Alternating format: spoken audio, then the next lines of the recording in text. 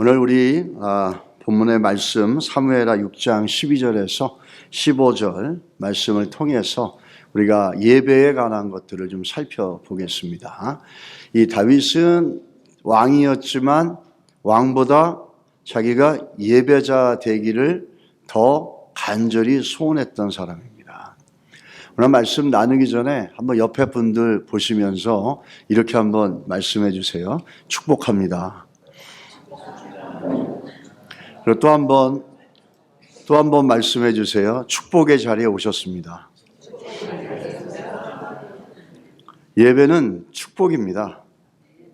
예배가 굉장히 중요하고 이 땅에 살면서 하나님 우리에게 주시는 축복의 통로는 예배입니다. 오늘 그 예배하는 왕이신 다윗의 삶을 좀 살펴보는데 이 법궤가 75년 동안 이방인들의 손에 있었습니다. 75년 만에 왕이 되어져서 법궤를 이스라엘로 가지고 온다는 것은 왕으로서 정치적으로도 이 다윗에게는 엄청난 업적이고 자랑할 수 있는 공로입니다.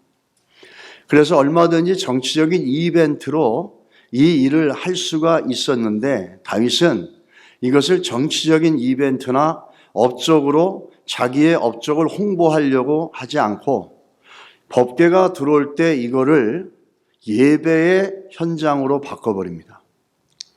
얼마든지 정치와 이거와는 한 장 차이거든요. 자기의 업적을 자랑할 수 있었는데도 불구하고 얼마든지 이스라엘 백성들에게 엄청난 그 공감을 불러낼 수 있어요. 명분을 불러낼 수 있어요. 왜냐하면 75년 동안 법궤가 하나님의 법궤가 이스라엘 백성들에게 있는 게 아니라 이방인 손에 있었는데 그게 드디어 마침내 들어오지 않습니까? 그 얼마나 대단한 일이고 백성들도 정치적으로 이 다윗의 공로와 업적을 또 왕으로서의 신뢰를 얼마나 줄 수가 있겠습니까? 근데 왕으로서 그렇게 하지 않았고 그는 이 법궤가 들어오는 현장을 예배의 장소로 만들고 예배의 현장으로 만들었다는 게 우리가 이 본문의 사건을 보면서 먼저 인지하고 있어야 되는 부분입니다. 이 법궤가 들어오는 현장을 정치적인 이벤트나 사건으로 어텐션을 끌려고 하지 않고 하나님을 예배하는 장소로 다윗은 나갔다는 거죠. 그 왕으로 사는 것보다는 자기가 하나님 앞에 예배자라는 것을 더 소중하게 여겼던 게 바로 다윗입니다. 우리 다 예배가 시작되어지는 것은 어디서부터 시작되냐면 물론 여러분들 예배 안 드리는 사람들이 예배에 대한 설교를 듣는 게 맞지 않겠냐. 우린 예배에 나왔으니까. 근데 채찍질을 하더라도 달리는 말에다 채찍질하지 죽은 말에다가 채찍질하지 않습니다. 우리가 예배를 드리는데 예배 시작은 여러분 여기 나오신 건 너무 잘하셨고 축복의 자리에 오셨습니다. 예배의 시작은 우리의 마음의 표현이 되어지는 겁니다. 예배는 결국은 하나님을 향한 우리 마음이 표현되어지는 겁니다. 우리 마음이 하나님을 향해 표현되어지는 건데 참된 신앙은 결국은 참된 예배를 표출해낼 수 있고 참된 예배는 뭘 얘기합니까? 내 안에 참된 신앙으로부터 온다는 겁니다. 그래서 예배를 드리는 걸 보고 예배를 생각하는 우리들의 모습을 보면은 우리의 신앙이 어떠한지를 볼 수 있는 중요한 시금석이 될 수가 있습니다. 예전에 여러분 잘 아시는 링컨 대통령이 있었는데 어느 날 백악관으로 한 할머니가 오신 거예요. 그래서 대통령을 만나게 해달라고 보좌관들에게 계속 부탁을 하는데 보좌관들이 계속해서 안 된다고 얘기한 겁니다. 그 시절에 링컨을 갖다가 제거하려고 그러고 또 그러는 비난하는 정적들이 너무 많았던 거예요. 그러다 보니까 링컨이 아무나 만나기가 쉽지 않았을 때였습니다. 그래서 그 할머니를 모셔가지고 자꾸 밖으로 내보내고 그랬는데 링컨이 나와서 백악관을 나오다가 여전히 바깥에 기다리고 있던 할머니를 우연히 만나게 됐습니다. 할머니가 하는 말이 내가 대통령님을 잠깐만 보고 싶습니다. 그러니까 링컨은 자기에게 뭘 부탁을 하고 싶어서 왔는지 알고 그러면 들어가시죠 하고 앉아가지고 링컨이 대화를 합니다. 뭘 도와드릴까요? 그러니까 할머니가 아니에요. 저는 대통령의 도움이 필요가 없습니다. 저는 대통령을 너무 사랑하고 너무 신뢰하고 있습니다. 너무 수고하시고 나라와 국민들을 생각해 주는 마음이 너무 고마워서 제가 맛있는 쿠키를 구워왔습니다. 이거 드시고 힘내서 열심히 해주십시오라고 한 겁니다. 그러면서 자기가 대통령 링컨에게 가지고 있는 그 마음을 쿠키 과자를 구워가지고 와가지고 표현을 한 거죠. 링컨은 자기 인생에 그때만큼 기쁘고 행복하고 모든 마음의 근심과 스트레스가 그 사라졌던 정말 유일무이한 시간이었다라고 이렇게 얘기를 합니다. 얼마나 아름답습니까? 그 마음을 표현하는 거죠. 할머니는 마음 과자로 쿠키를 구워서 대통령에 대한 마음을 표현했지만 여러분과 저는 하나님에 대한 마음을 뭘로 표현하겠습니까? 예배로 표현할 수 있습니다. 우리는 돈이 없어도 얼마든지 예배로 하나님을 사랑하는 마음을 표현할 수가 있습니다. 우리가 얼마든지 하나님 사랑하는 마음과 하나님을 향한 마음들을 우리가 예배를 통해서 표현될 수 있기 때문에 우리의 가지고 있는 신앙과 예배를 드리는 우리의 태도와 예배를 사모하는 마음과는 세퍼레이트 될 수가 없다는 거예요. 예배를 대충 드리고 예배를 이렇게 저렇게 형식화시켜서 변명해가지고 뭐 유튜브로 드리고 뭐 어쩌고 하지만 결국은 그건 뭘 얘기하냐면 그 사람 안에 있는 신앙의 모습이 어떠한지를 보여주고 있다는 겁니다.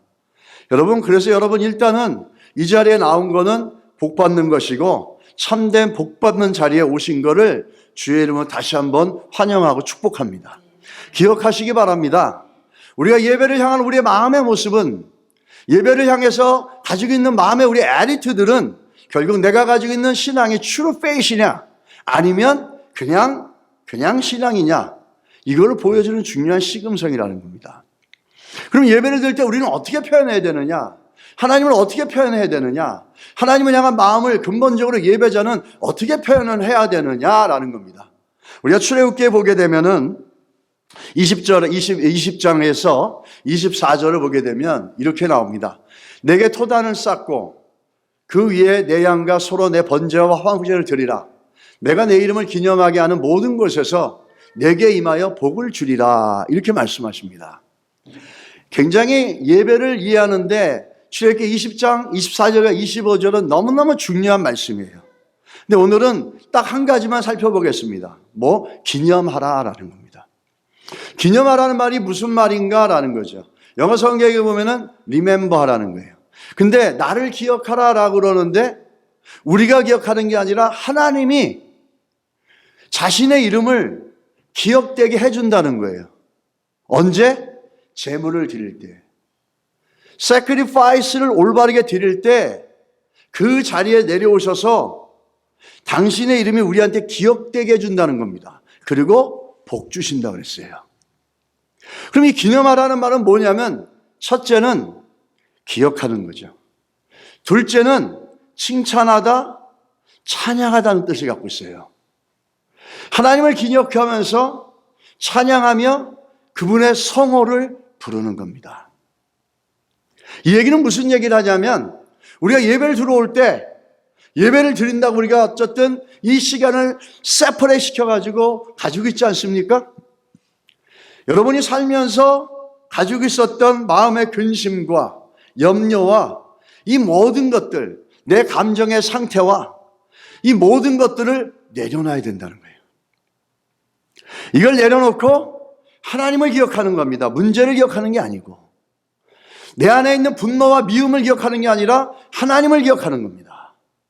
그러므로 하나님을 기억하고 하나님만 기억할 때 거기에서 찬양이 나오고 간절한 부름과 부르짖음이 나올 수 있다는 거예요. 우리가 예배로 오면서 우리 안에 예배가 어떻게 시작되냐 하면은 제일 먼저 내 안에 있는 염려, 근심, 분노, 미움 이 모든 것들을 내려놓는 겁니다. 내려놓고 그분을 기억하는 거예요.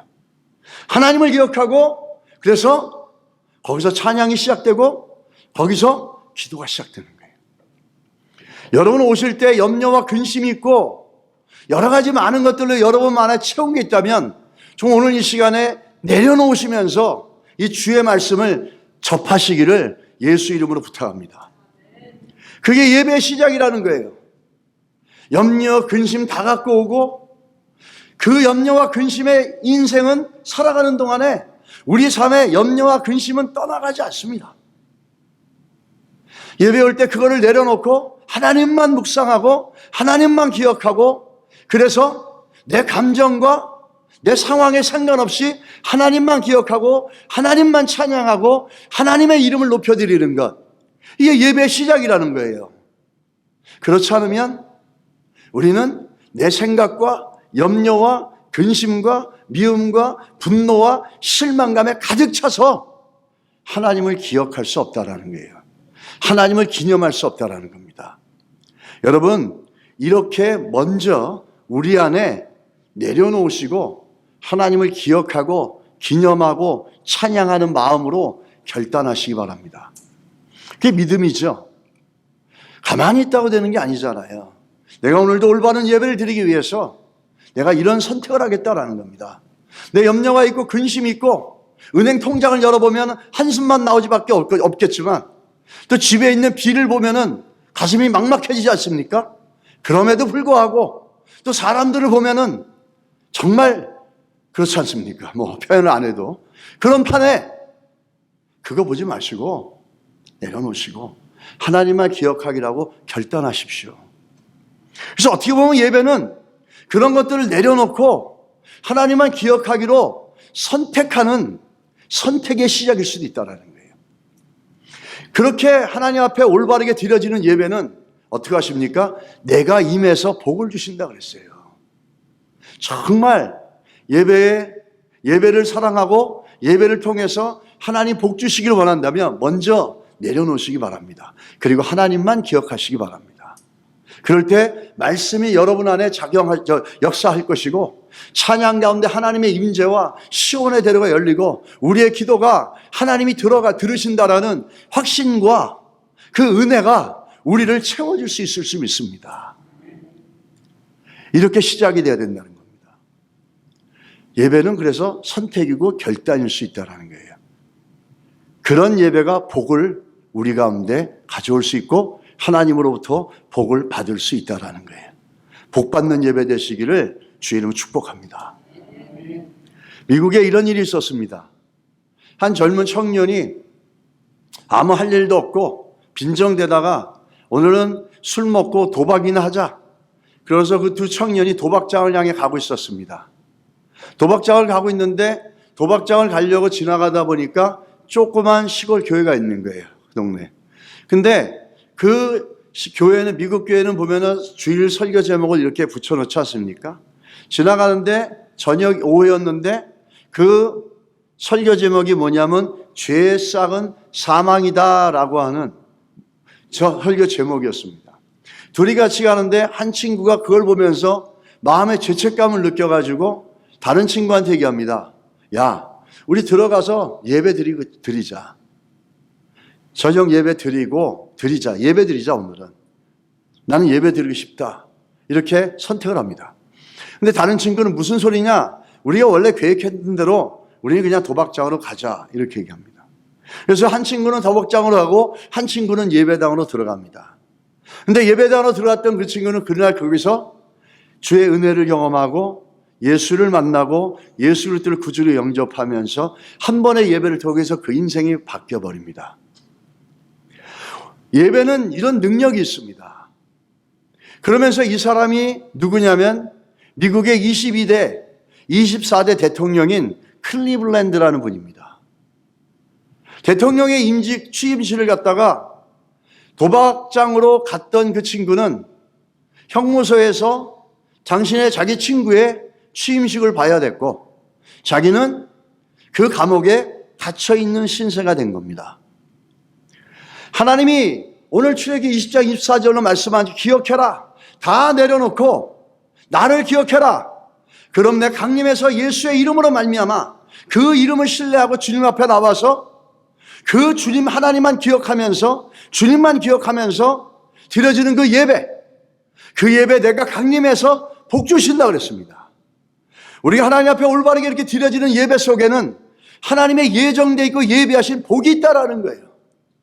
저는 여러분이 예배를 통해서 이런 복들을 경험하고 우리 교회가 이런 예배를 통해서 세상이 줄 수 없고 내 가치와 내 능력이 무능력하고 내 능력이 정말 제한돼 있어도 이렇게 하나님을 향한 올바르게 기억하고 나와서 드리는 예배를 통해서 정말 하늘로부터 엄청난 하나님의 은혜와 복을 누려가는 우리 교회가 되고 성도들이 되기를 주의 이름으로 간절히 소원합니다. 그렇게 되길 주의 이름으로 축복합니다.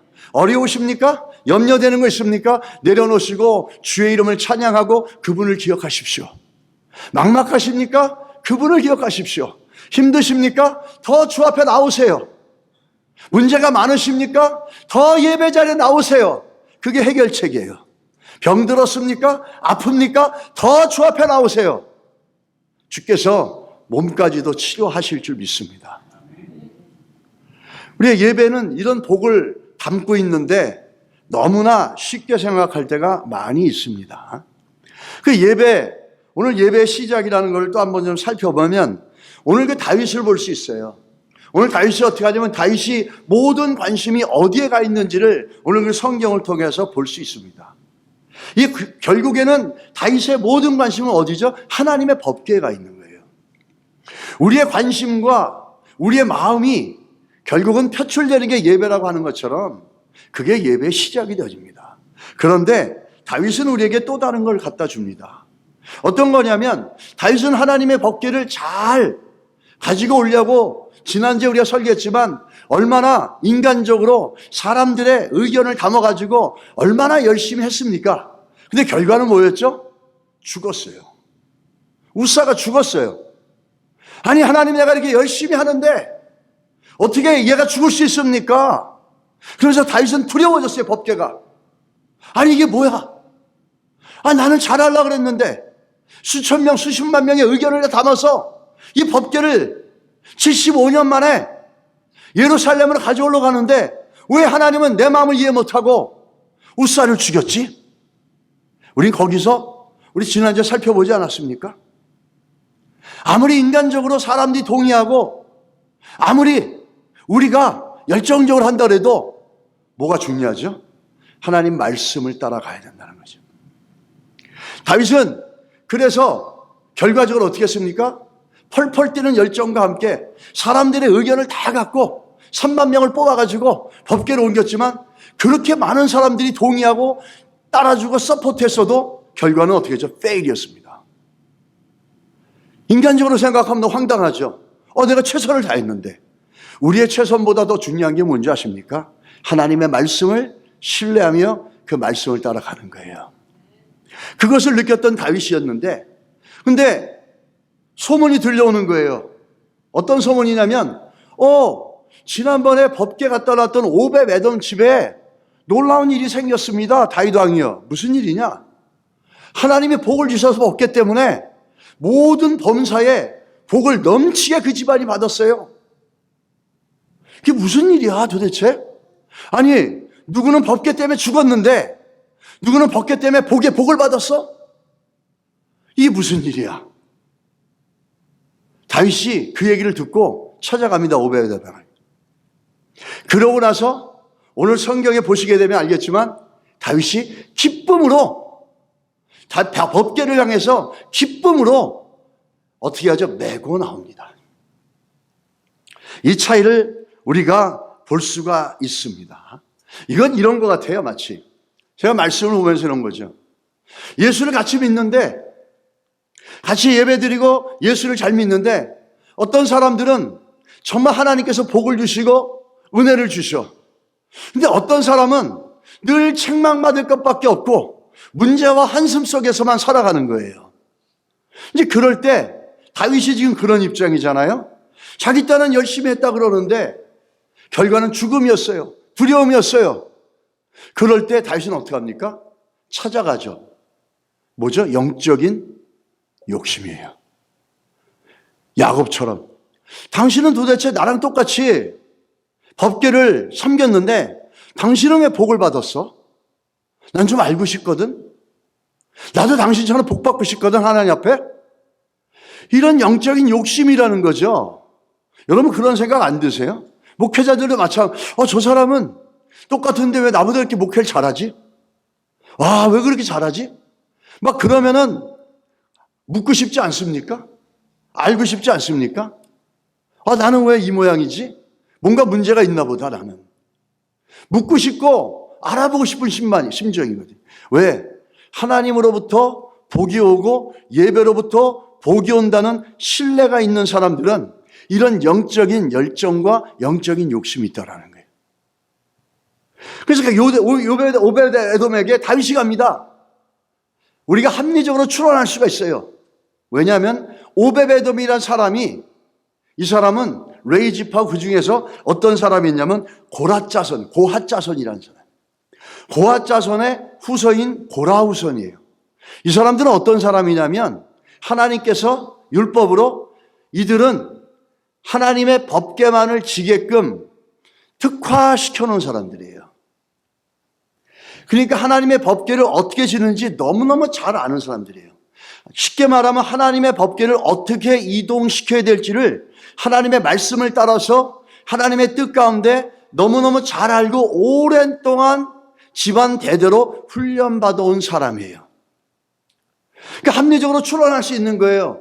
오베베돔에 가가지고 나는 인간적으로 너무 열심히 했고 3만 명을 끄집어들여 했는데 나는 웃사가 죽었어. 근데 당신은 어떻게 같은 법궤인데 이렇게 복을 받고 있는 거야? 추론할 수 있지 않습니까? 근데 성경은 이렇게 얘기하죠. 오베베돔이라고.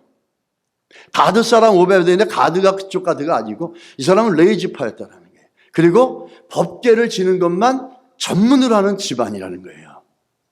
그러니까 이분이 충분히 얘기할 수 있다는 거죠.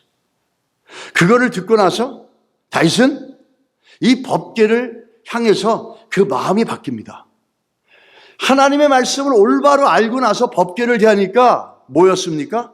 지난주에 우리가 봤지만 다윗은 웃사가 죽자 법궤가 두려워서 그냥 오베베돔의 집에 맡겨놓고 자기는 돌아갑니다.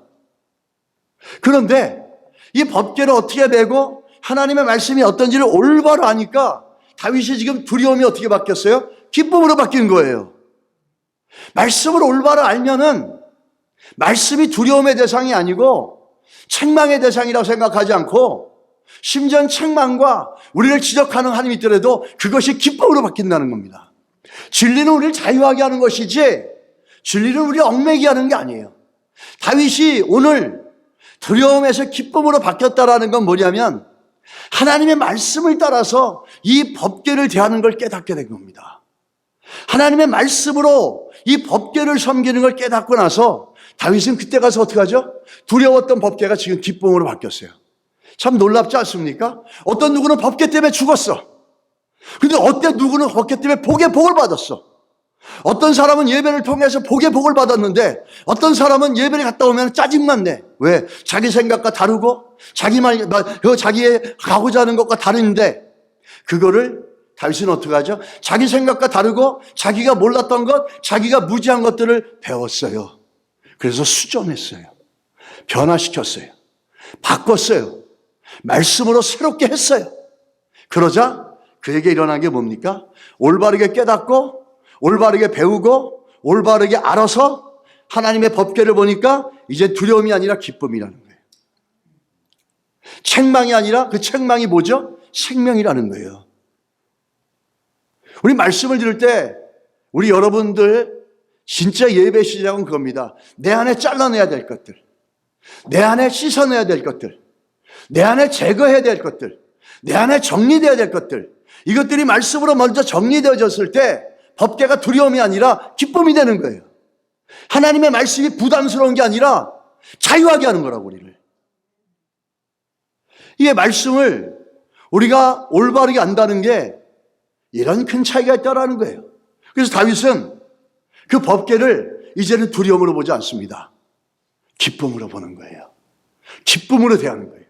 그러면서 그 오베베돔으로부터 배웠고 가르침을 받았고 올바로 깨달았다는 걸 어떻게 추론할 수 있습니까? 두 가지가 있는데 하나는 뭐냐면 어깨에 메고, 그 전에 어떻게 했죠? 인간의 편리함과 사람들의 의견을 모아서 요즘 시대가 어느 때인데 어깨 매십니까? 뭐 이렇게 얘기는 안 했겠지만 빨리 하는 방법이 있어요. 뭐예요? 수레 있잖아요. 수레.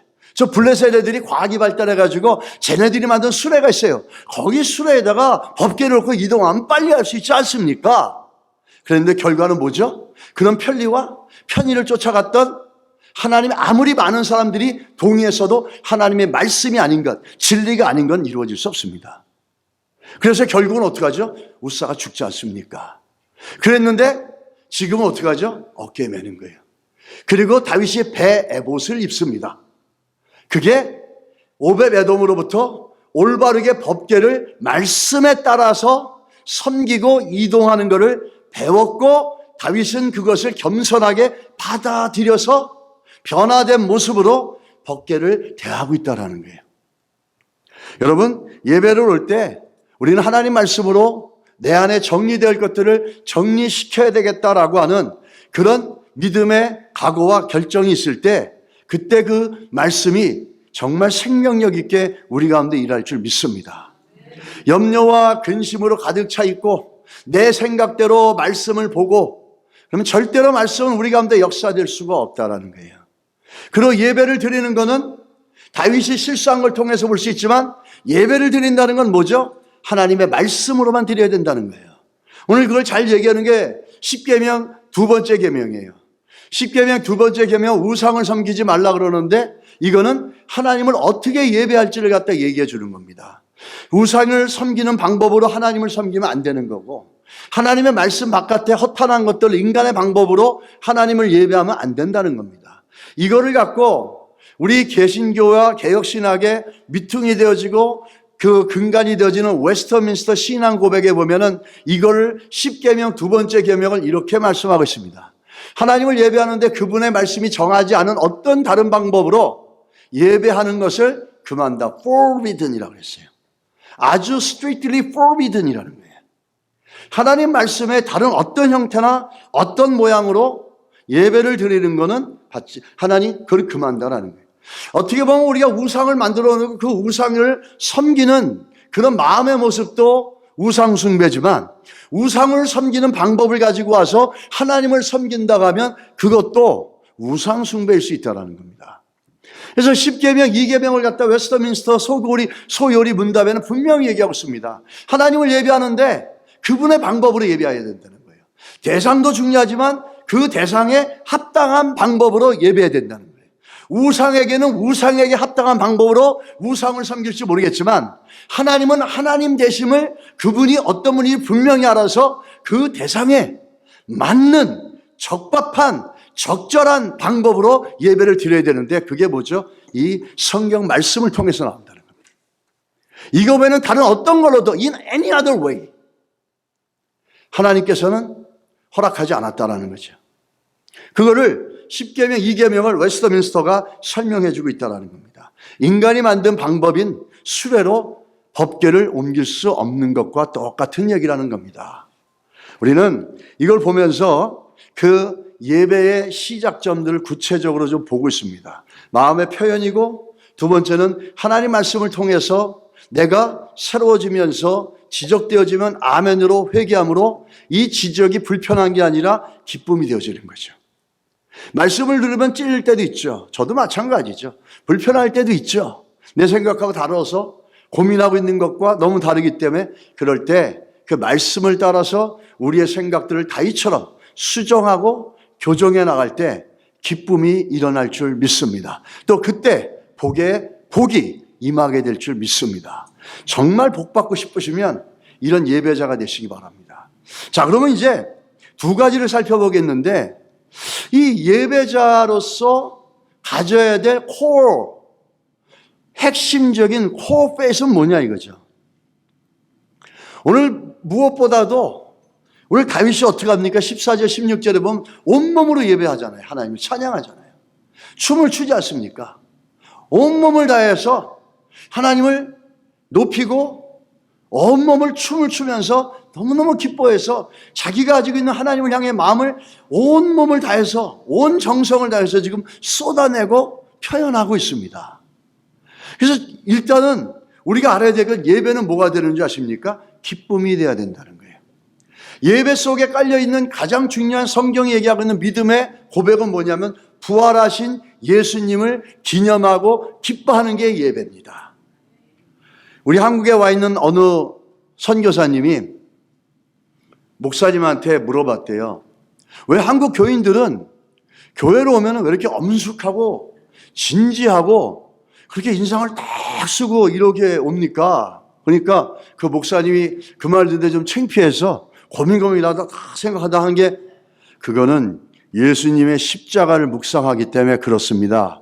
그랬더니 그 선교사님이 웃으면서 예수님이 부활하신 건 잊어버리셨나 보죠? 그랬더라는 겁니다.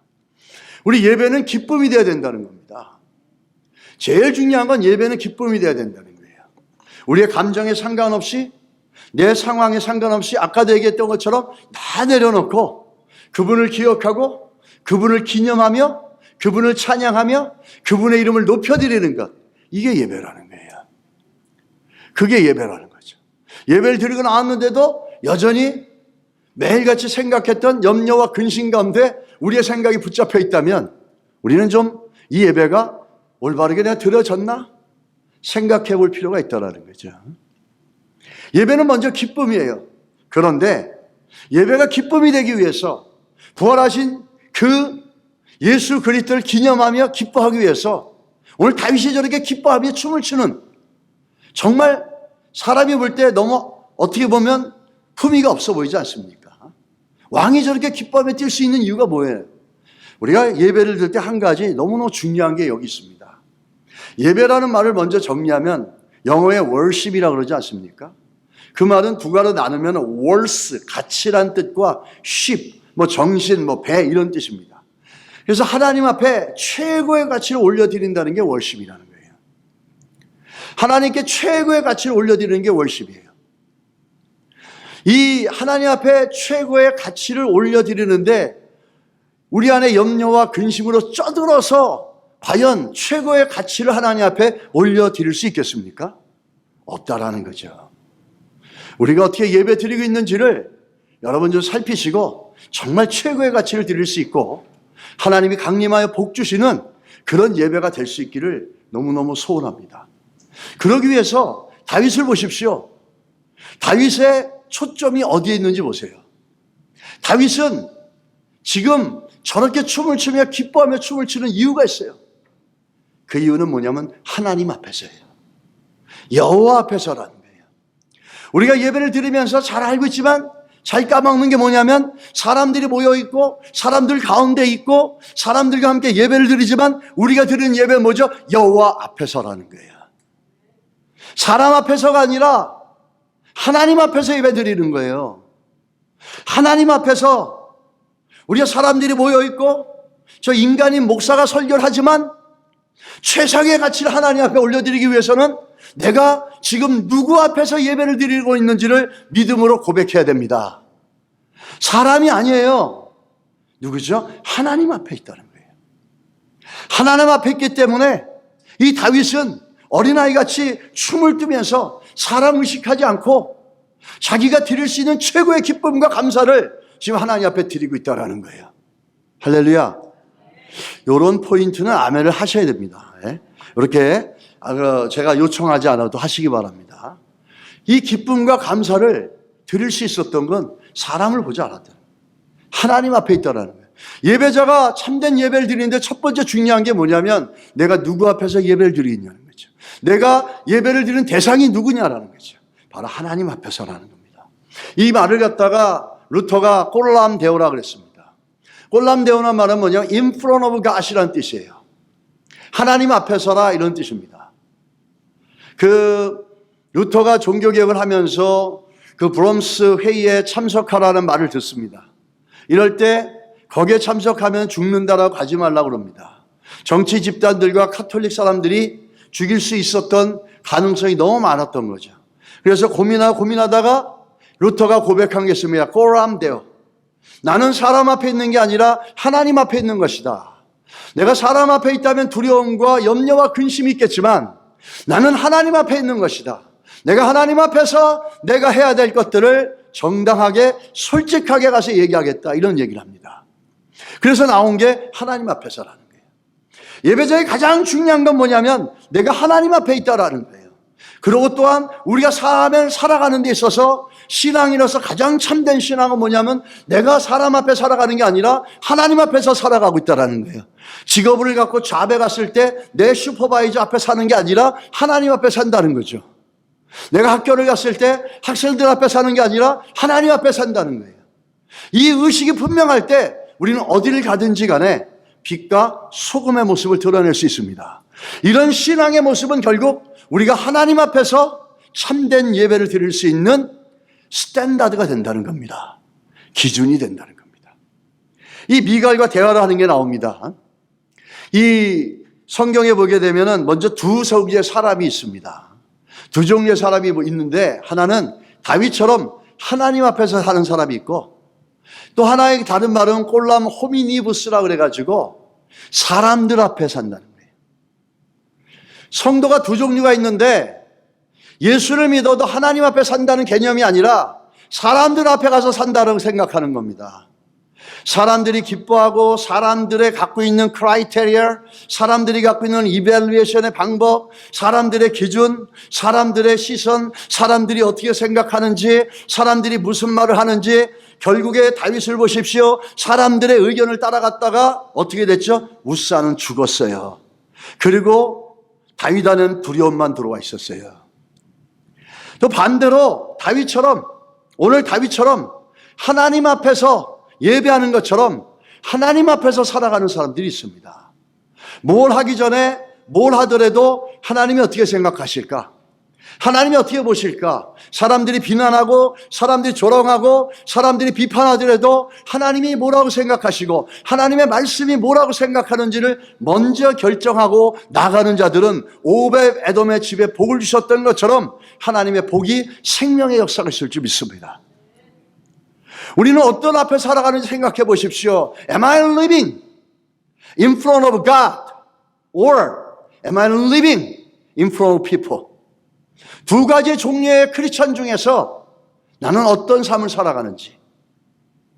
우리가 오늘 미갈이라고 하는 다윗의 부인을 보게 되면 이 두 종류의 크리스천이라고 할 수 있는 사람들이 부딪힙니다. 하나는 하나님 앞에 살아간다는 걸 너무 확고하게 믿고 있는 다윗이고 또 한 사람은 하나님의 자녀지만 사람을 의식하고 사람의 눈을 의식하고 사람들이 어떻게 보고 사람 이렇게 살아가는 사람이에요. 미갈이에요. 이렇게 얘기하죠. 이는 여호와 앞에 산 것이라 이가 내 아버지와 그의 온 집을 버리시고 나를 택하사 나를 여호와 백성 앞에 내가 여호와 앞에서 뛰놀리라 이렇게 얘기합니다. 무슨 얘기를 하는 겁니까? 미갈이 얘기하는 거죠. 한 나라의 왕이 어떻게 이렇게 채신 없이 디스로빙 그 옷이 벗겨져 가지고 속살이 다 드러나게 그 디그니티가 다 어디가 있는 거야? You are undignified. 막 이렇게 얘기합니다. 창피하다. 수치스럽다.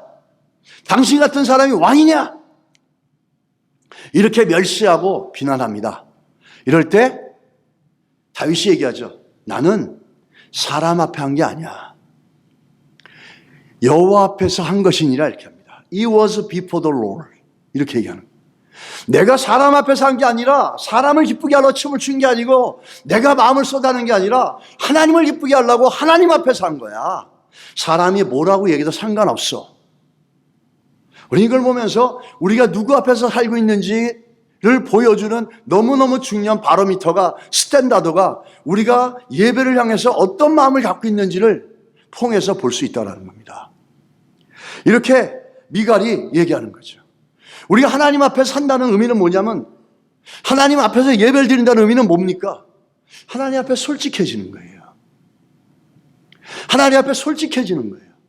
마치 나를 사랑해주는 아버지, 나를 사랑해주는 엄마, 나를 사랑해주는 부모 앞에 있는 작은 아이처럼 내가 울고 싶을 때 울고 내가 웃고 싶을 때 웃고 내가 소리치고 싶을 때 소리치고 하나님 앞에 예배 드린다는 건 뭐냐면 be honest with God. 하나님 앞에 정직한 거라고 하는 거죠. 사람을 의식하면 이렇게 못한다는 거예요. 찬양을 하더라도 소리 올리고 찬양하려면 아유 내가 나이가 몇인데 누가 보면 얼마나 채신머리 없겠어. 여러분 그러지 마세요. 내가 찬양을 할 때 열심히 막 소리 높여서 막 하고 싶어. 막 마음이 뜨거워. 아유, 내가 뭐 찬양도 못하는데 내 목소리 옆에 들으면 어떻게 창피해. 아유, 절제해야지. 절제 안 하셔도 됩니다. 우리를 그 모든 것들, 아픔은 아픕니다, 주님. 주님, 기쁨은 기쁩니다. 주님, 저 슬픔은 슬픕니다. 아버지, 저 외로움은 외롭습니다. 이렇게 쏟아내는 거예요. 그것을 다윗은 시편에 얘기하고 있어요. 시편 62편 8편에 이렇게 하죠. 그 앞에 마음을 토하라. Pour out your heart to him. 하나님 앞에 마음을 토해라. 하나님, 저 괴로워요. 힘들어요. 어려워요. 주께서 도와주십시오. 제 삶이 이렇습니다. 정직하게 쏟아내는 거예요. 하나님 앞에서 체면 차리고 교양 차리고 양식 있게 행동하는 거, 예, 좋습니다. 그렇게 하십시오. 필요하면 그렇게 해야죠. 때로는 우리가 하나님 앞에 진지하고 때로는 우리가 하나님 앞에 경건하게 주 앞에 쓸 때도 있지만 때로는 우리 안의 것들을 정직하게 쏟아내면서 우리 마음을 주 앞에 쏟아낼 때 그게 우리가 하나님 앞에서 드려지는 예배의 놀라운 역사라는 겁니다. 여러분, 여러분의 염려, 근심, 걱정이 있다면 그거에 붙잡히지 마시고 하나님 앞에 쏟아내시기 바랍니다. 주님 앞에 쏟아내시기 바랍니다. 솔직하게 쏟아내시기 바랍니다. 이게 예배예요. 그러니까 거기에 하나님의 만지심이 있고 강림에서 복 주는 역사가 일어나게 될 줄 믿습니다. 우리가 두 번째, 우리가 이 한 가지 중요한 건 뭐냐면 미갈이라는 사람은 하나님 앞에 사는 사람은 한 가지 모르는 게 있어요. 그게 뭐냐면 다윗이 이렇게 얘기합니다. 이가 이보다 더 낮아져서 스스로 천하게 보일지라도 내가 하나님을 예배하고 하나님을 찬양하고 하나님 앞에 춤을 추다가 내가 더 낮아지고 더 비참해진다 할지라도 네가 말하는 저 계집종, 아무것도 아니고 정말 무지하고 한심한 저 계집종이 아무것도 모르는 저 계집종도 내가 하나님을 높이면 쟤도 나를 높이게 될 것이라는 거예요.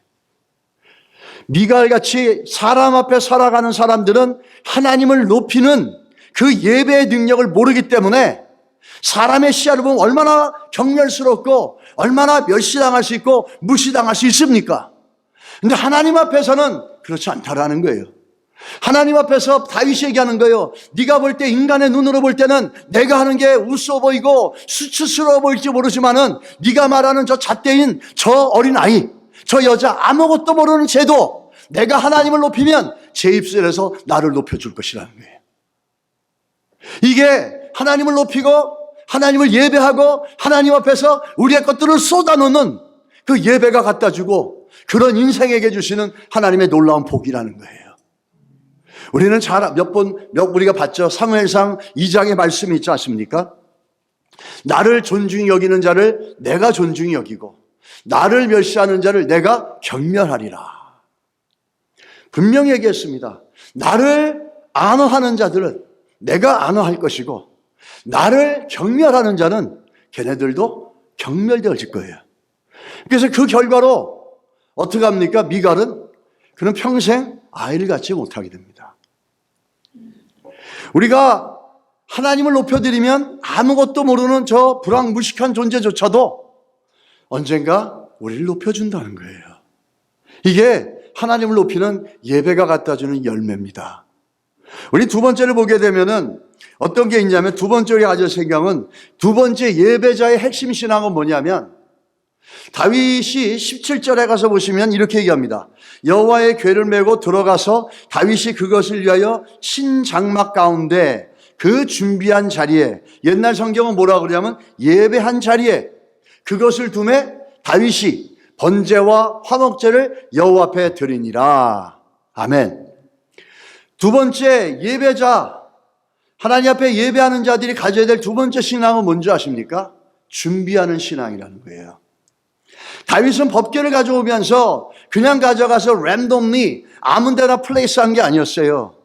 다윗은 법궤가 오기 전에 먼저 자리를 준비해놓고 자리를 예배해놓고 그 자리를 예배한 자리에 하나님의 법궤를 받아서 그 예배한 자리에 정선되어져 있고 세퍼라되어져 있는 그 자리에 법궤를 모셨습니다.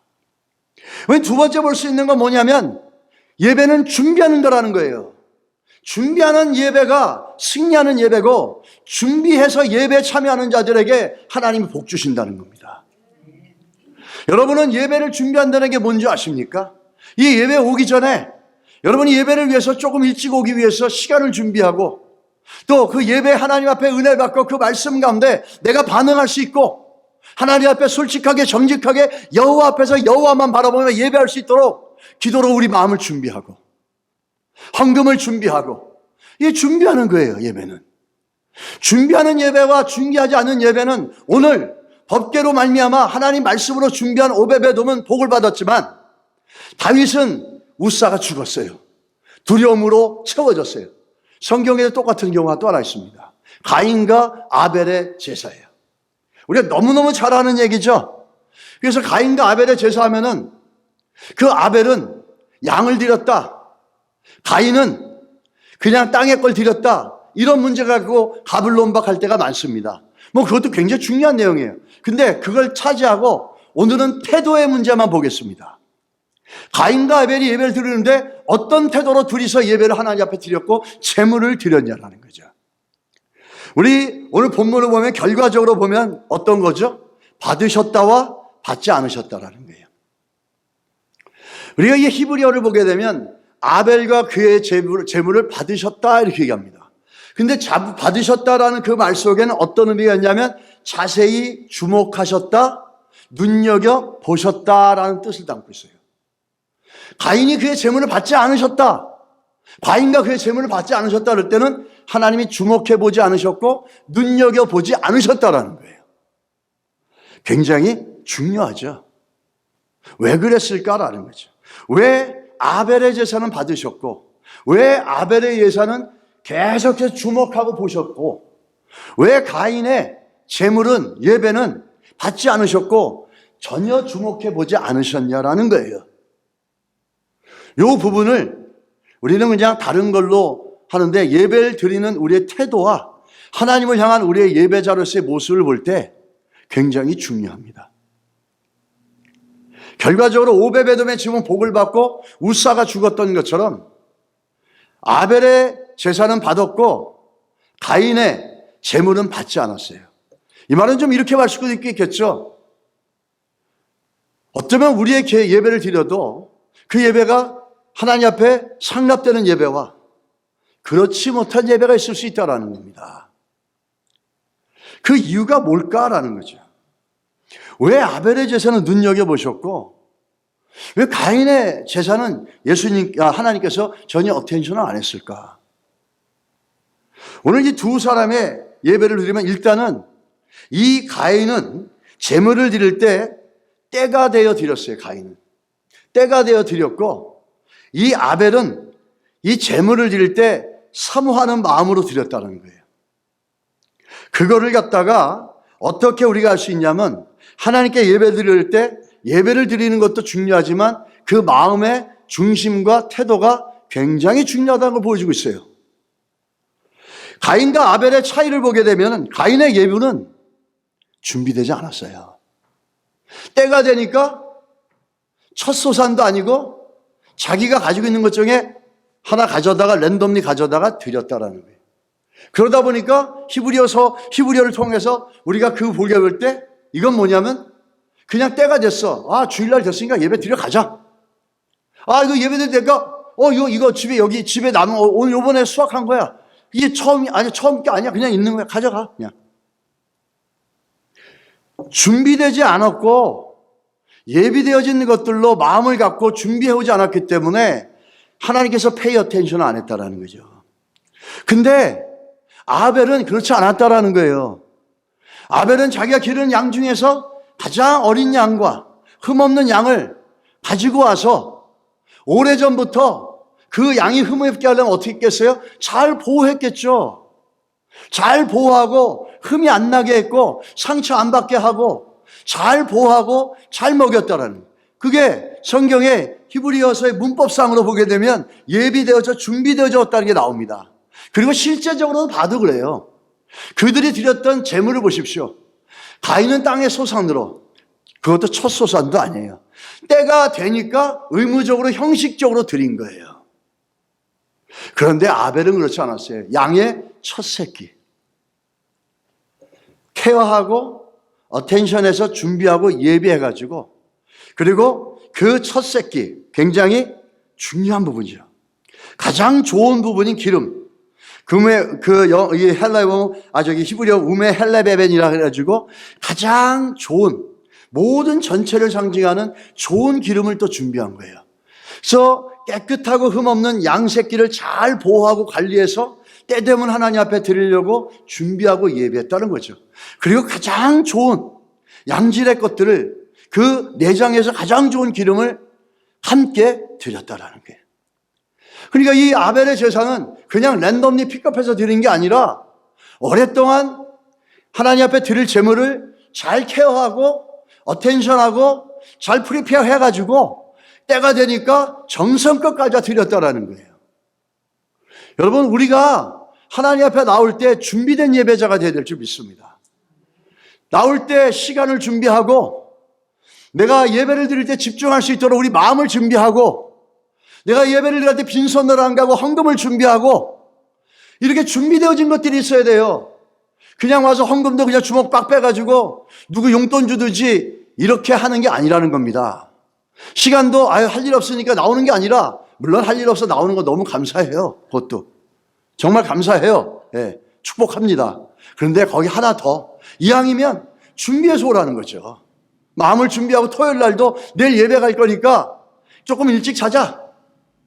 주일날도 좀 일찍 일어나가지고 정리할 거 정리하고 한 주 동안 돌면서 내가 이번 주에는 얼마로 헌금해야 될지 미리 준비해놨던 것들을 끄집어서 기도하면 준비해가지고 와서 하는 거죠. 헌금 바울이 돌아가면 그때 가서 꾸역꾸역 해서 딱 꺼냈는데 잘못 꺼내가서 100불짜리 나왔어. 안 돼. 다시 바꿔서 10불짜리 집어넣고, 뭐 이런 일이 있으면 안 된다는 겁니다. 준비된 예배자가 돼야 된다는 거예요. 하나님의 은혜와 복이 임하는 예배, 우리가 준비해서 드리는 예배인 줄 믿습니다. 마음을 준비하시고 시간을 준비하시고, 그래서 물질을 준비해서 정말 그 예배 속에 주시는 하나님의 복과 은혜를 누려가시기를 주의 이름으로 간절히 축복합니다. 그래서 성경은 뭐라고 얘기합니까? 아벨이 더 나은 예사를 드렸다라는 거예요. 양을 드렸느냐 곡식물 드렸느냐 그걸 떠나서 일단 예배를 드린 자의 태도로 볼 때, 일단 태도부터가 이 아벨이 가인보다 훨씬 더 성경적이고 훨씬 더 신실했고 훨씬 더 하나님이 기뻐했다라는 거예요. 우리 마지막으로 히브리서 11장 4절 말씀 읽고 마치겠습니다. 읽겠습니다. 믿음으로 아벨은 가인보다 더 나은 제사를 하나님께 드림으로 의로운 자라 하시는 증거를 얻었으니 하나님이 그 예물에 대하여 증언하십니다. 그가 죽었으나 그 믿음으로써 지금도 말하느니라. 아멘. 더 나은 예배를 드리시기를 예수 이름으로 축복합니다.